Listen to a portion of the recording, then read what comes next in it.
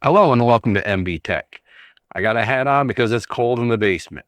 But anyways, we are on day 7 of the 12 days of Docker.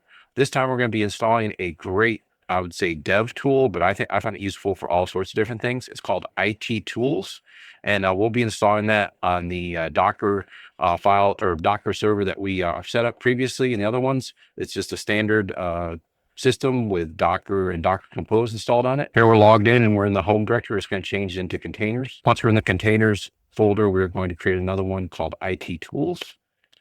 And then we'll change into that directory. Once we're in the IT Tools directory, we are going to do a nano compose.yaml. And inside there, we will paste the code. This is a real easy one. It's just services, IT Tools, image. In the latest container name, unless stopped, import's going to be 8087. So we'll close that out and we'll save it. Next, the standard way that we start these containers is Docker Compose up-d, and that has completed. So now we just do a Docker Compose logs, and it looks like everything is working well here.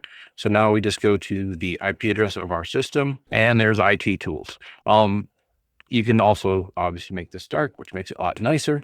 And then here you've got all sorts of stuff. I mean, I can't even explain all the different tools.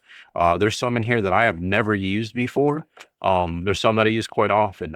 You've got token generation, hash text, bcrypt, UUID Generator. One that I do like to use is I call it the Dockerization one. Let's see, maybe we can just search for it. Right here. This is one that I use quite often.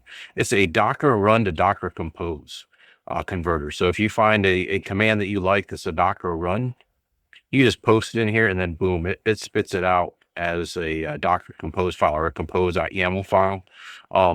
Now you can remove the version, obviously, since the latest Docker Compose does not care about that much.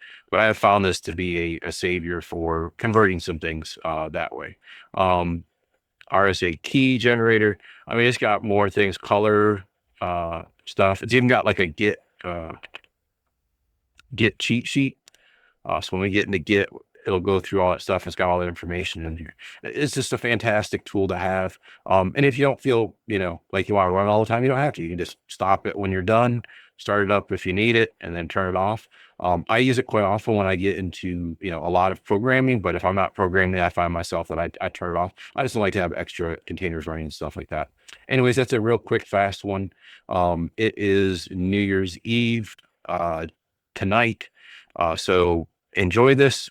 It's day 7 and have a great rest of the day.